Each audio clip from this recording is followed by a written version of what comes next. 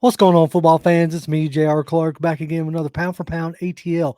Joined as always by my co-host Jonathan and Toby. How y'all guys doing today? Doing It's great, man. Friday.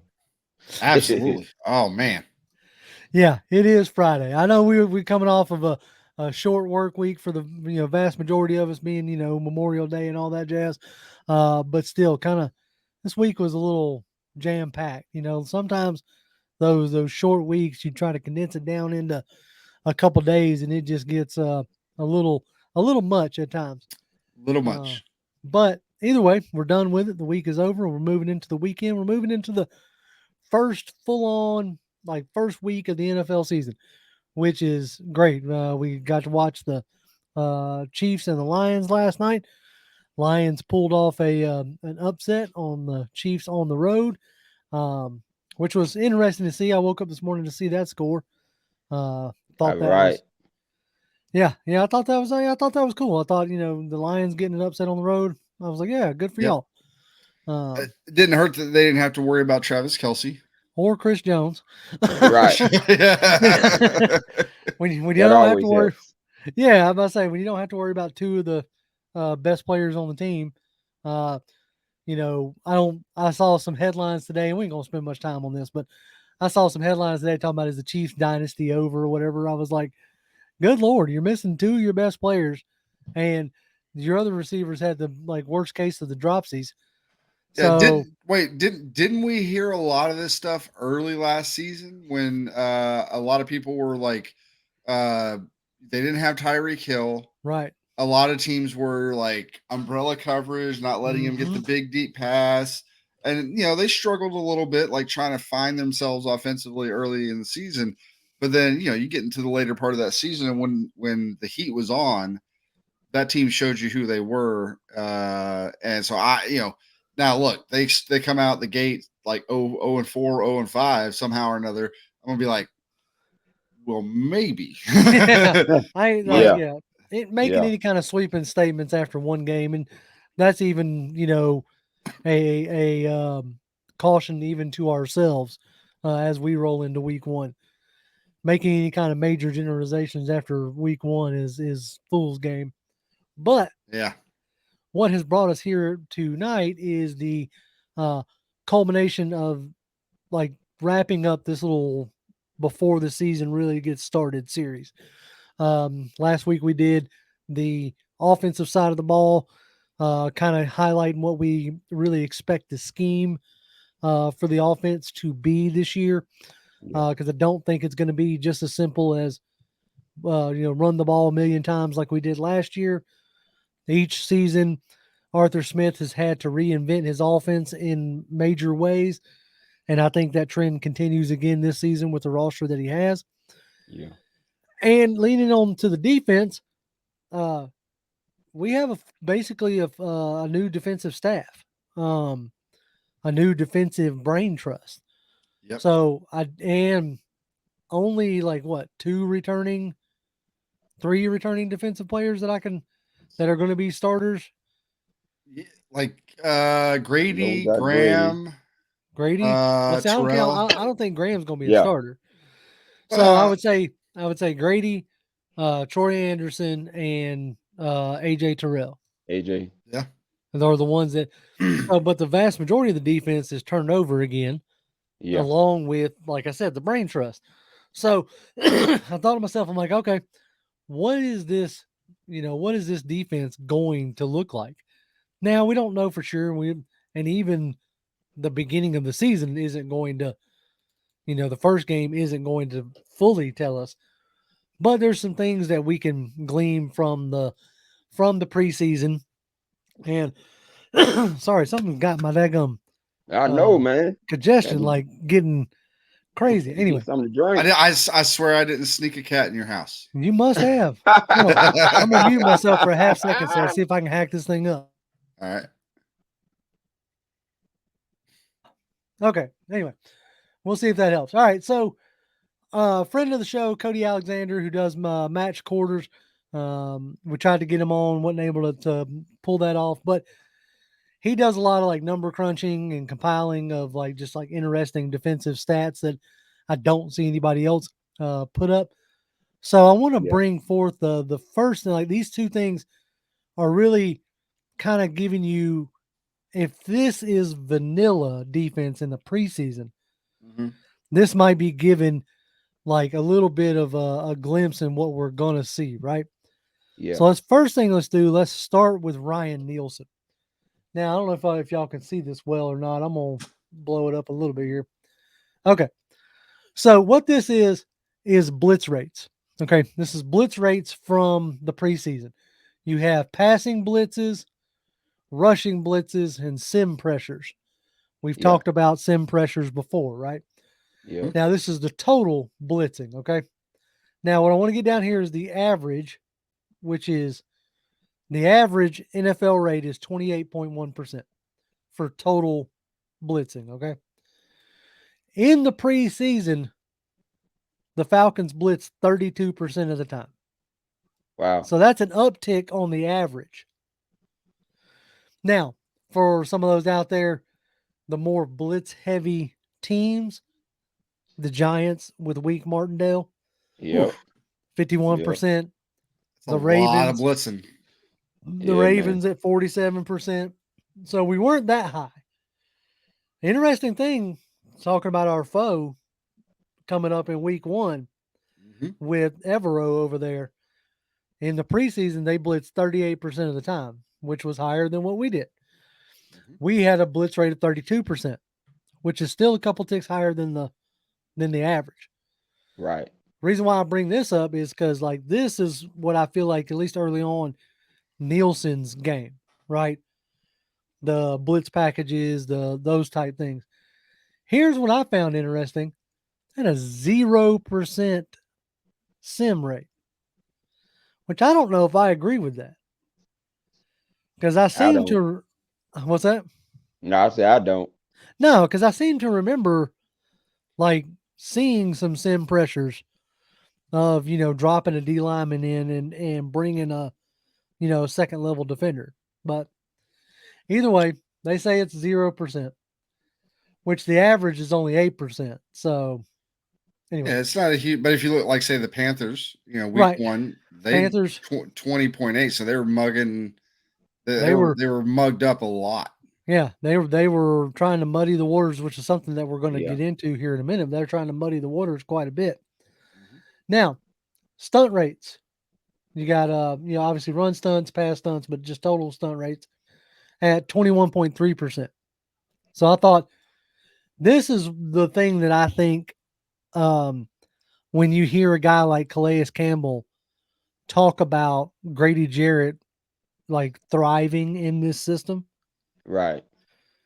I think it's through stuff like stunts because that's what he did well with DQ Yeah.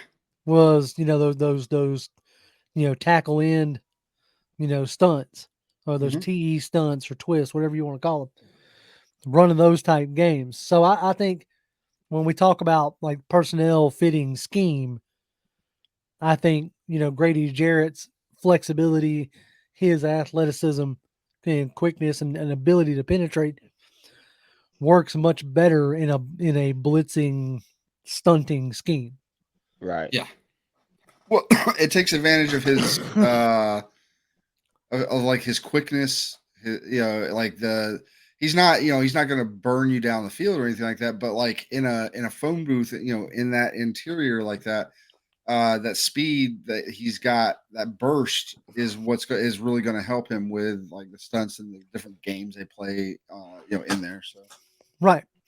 And so that's what I kind of where I want to start at is talking about Nielsen and what he's going to bring to the table. Um, his background with the stunting and the blitz packages and stuff like that he had in at New Orleans. Um, Right. I think that they've done a good job of matching the personnel, you know, to what they're going to do. Toby, what do you think about that? I mean, in today's NFL, being aggressive is the name of the game. We saw this last night with Dan Campbell. I mean, they were super aggressive Mm-hmm. playing against the Kansas City Chiefs, and that's really ultimately how they came out to win that game. And so You got to be aggressive if you're trying to win some games. And so Ryan Nielsen definitely is going to be a guy that's going to be super aggressive.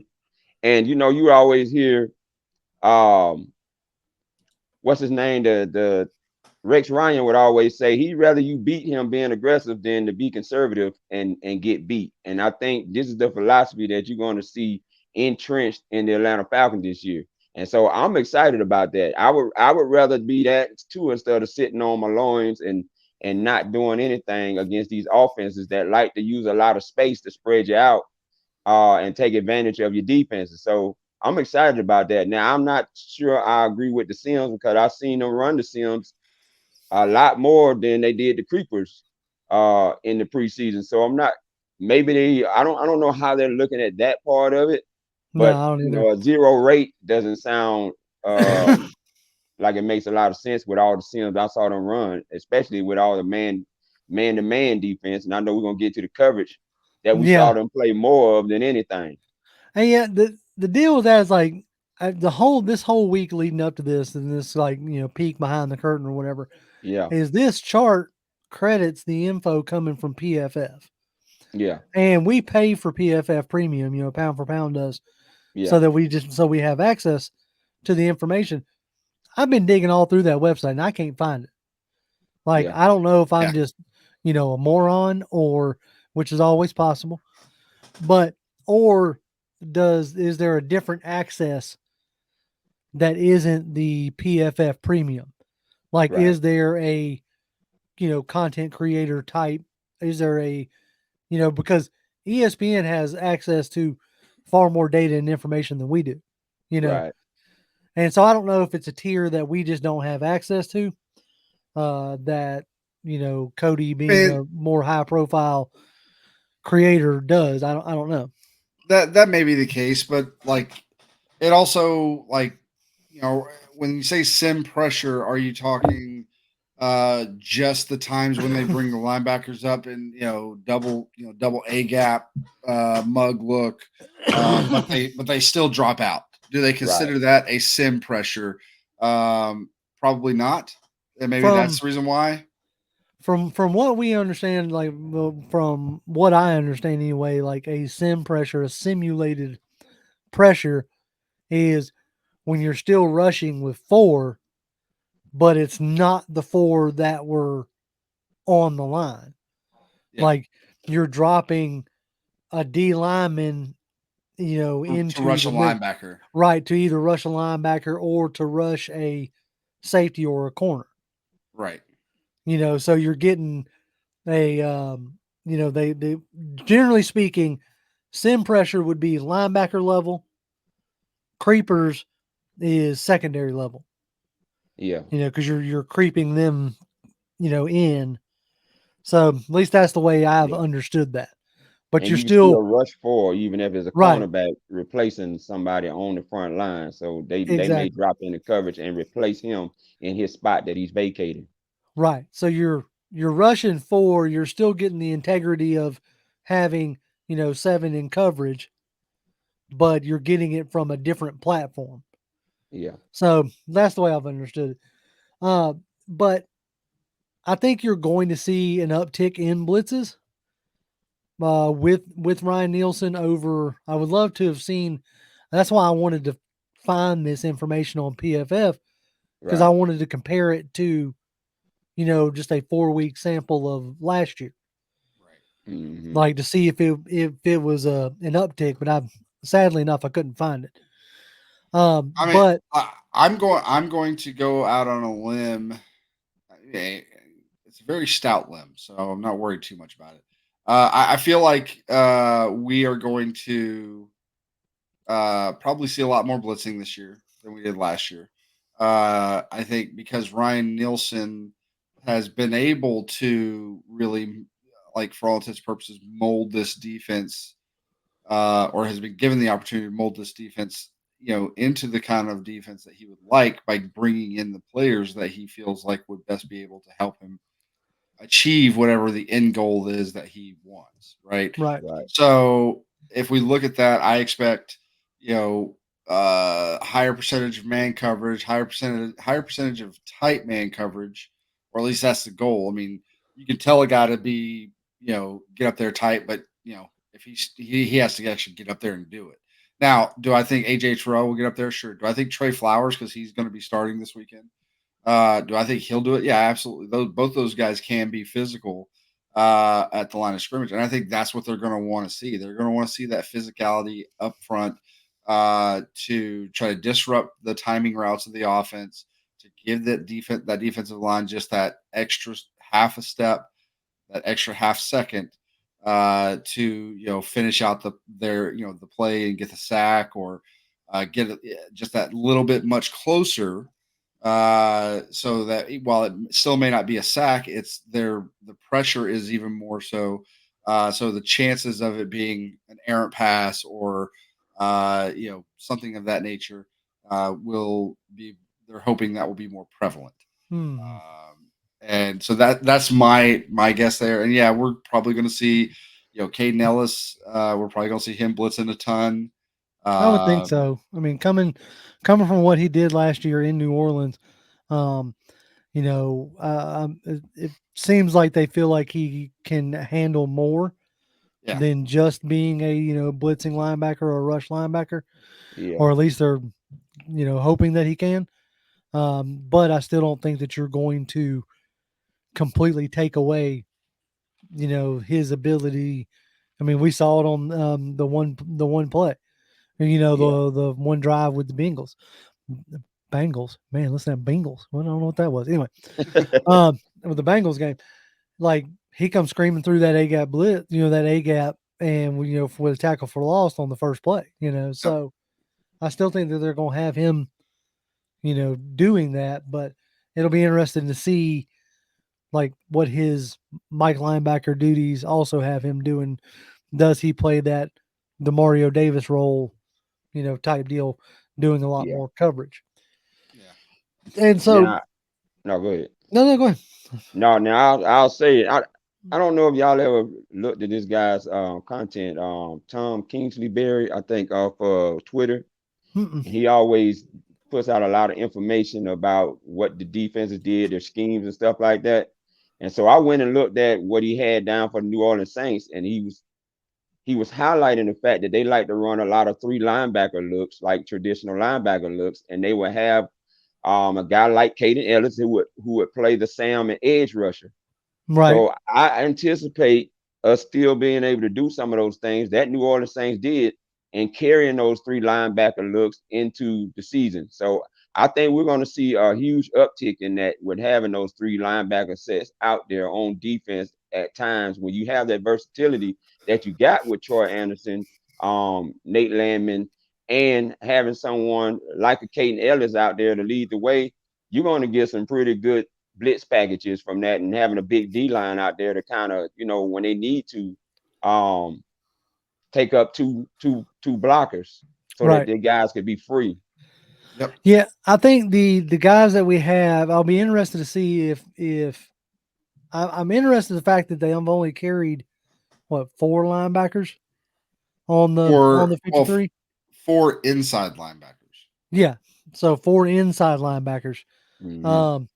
So when they do go to that more like traditional 3 linebacker look, are they taking, Ebiketie off the field in favor of like a Nate Landman, who has, shown well in preseason to be able to play that Mike linebacker role, I think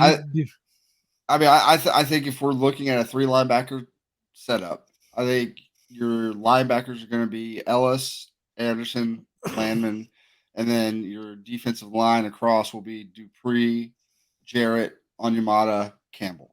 Yeah, I think that's what you're in a traditional 4-3 look. I think that's what you're looking at.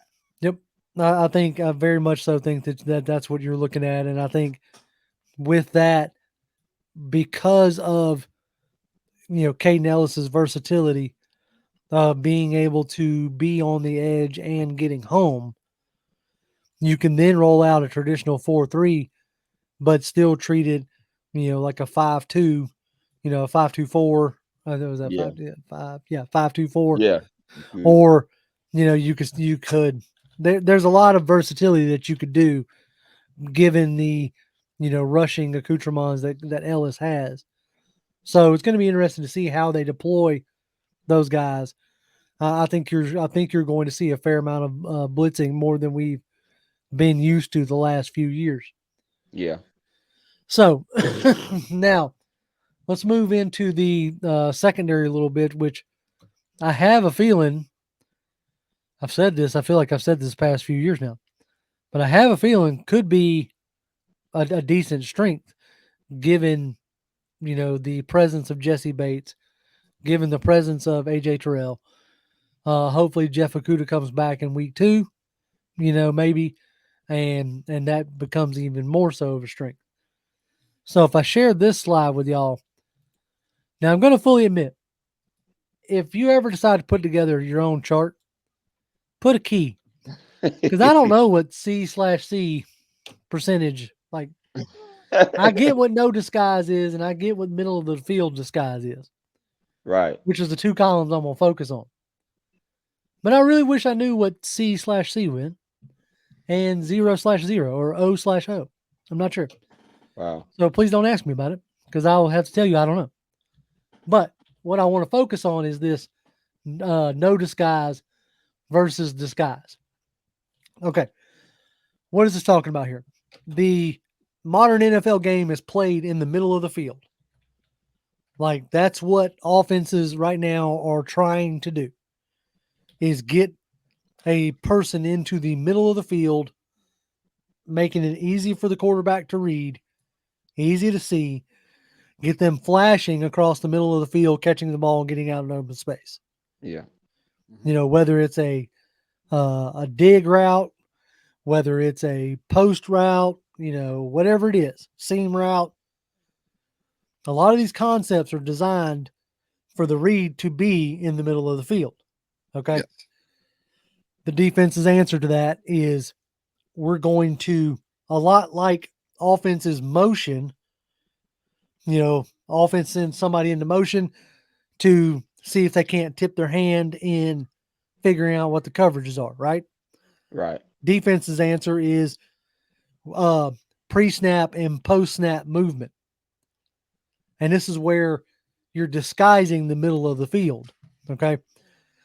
You may set up post pre-snap with a single high safety or 2 high safeties, which is a popular right now, the 2 high shell, as Right. you'll hear a lot of people say. Yeah. So if you start with a 2 high safety, pre-snap, the ball snapped, and now you have safety rotation.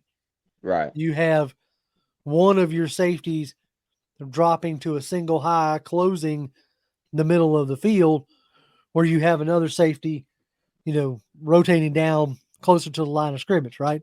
Maybe taking a flat out, creating the defenses like to put themselves in triangles, Yeah. with a middle of the field player, boundary player, coverage back here kind of deal.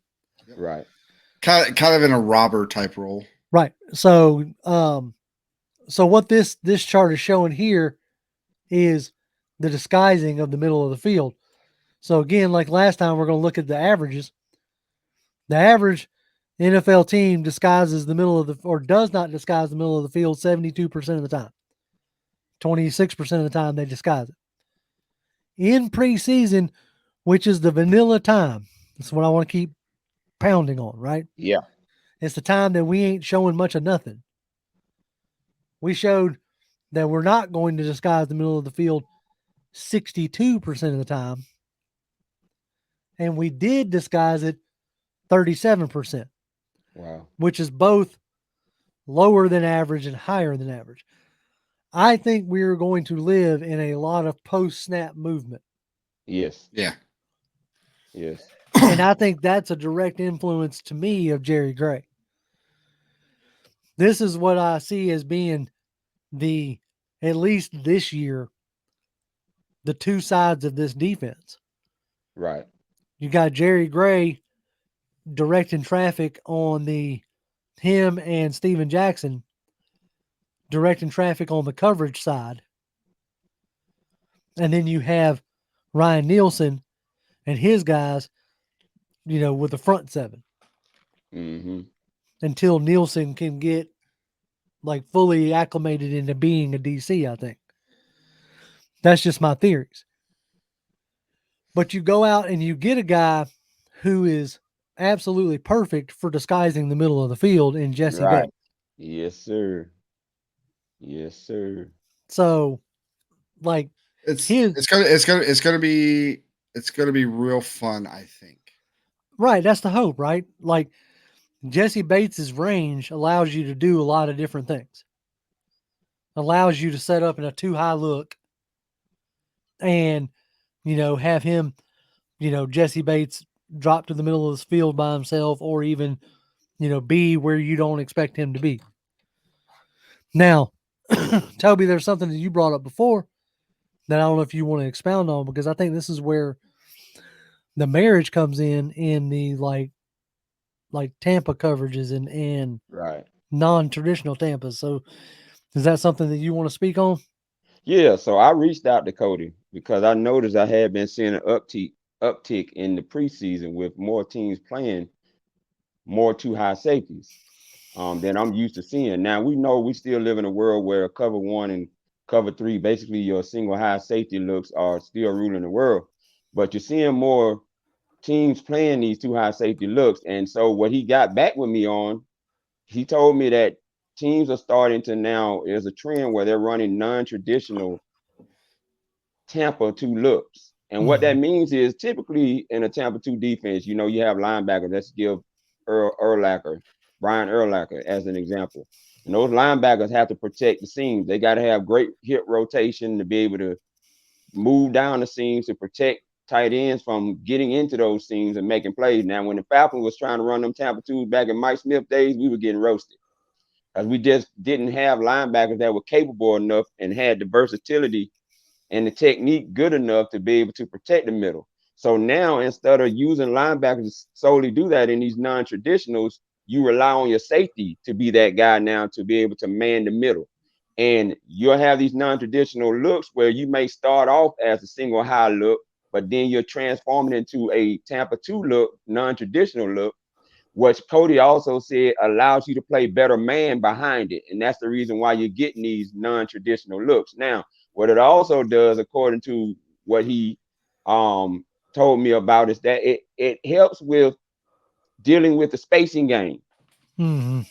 So it's another way to be able to have the flexibility in your defense to cover more space and more ground when you're able to run these. Also, it allows your linebackers to focus on their run keys first, run defense before they are going out into coverage. So when you have a defense with these non-traditional Tampa twos that you're running now, it just allows you to have so much more flexibility and to be able to move and transition in and out of different coverages and disguise them. Now, I think I remember Ryan Nielsen saying when he got here, and somebody, I think uh it was what's her name, McElhaney, Yeah, Tori McElhaney. Tori McElhaney. She said she asked him about disguises, and he said he pretty much leaves that up to the defense to do. So you go out here and you get a guy like Jesse Bates, who guess what? According to an article that I read by Cody Alexander, comes from the non-traditional Tampa 2 style defense. Yep. So now you're bringing a guy over here that knows those types of coverages to man the defense and get these guys in the right position to make these plays that they are getting ready to make. And I feel they are going to make. Man, once they really get this defense down, we're going to probably get confused with who's doing what.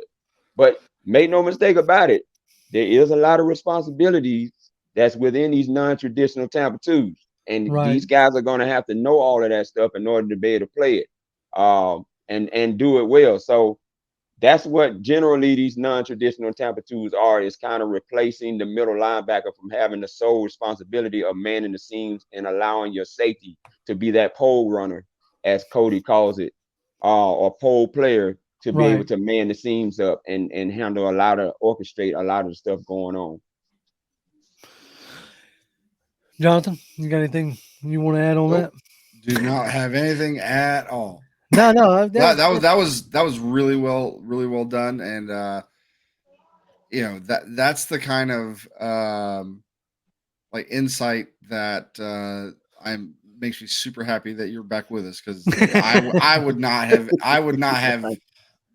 gotten around to that at all.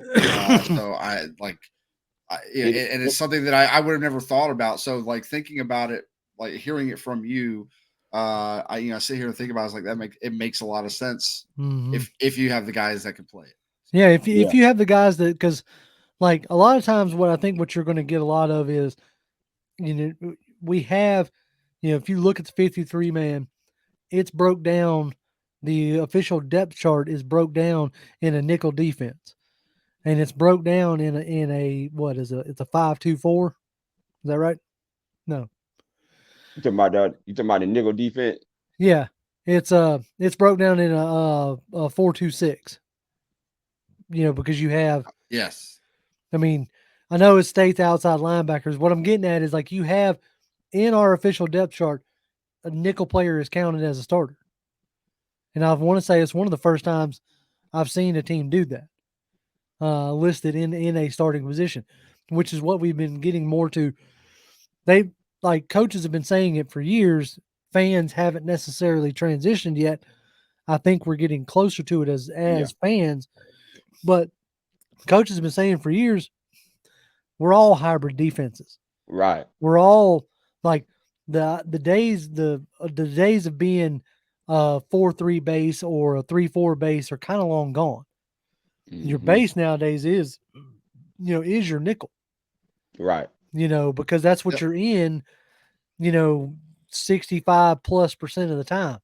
Some teams are in it, up to 75% of the time. Right. That they're in nickel coverage. Yep.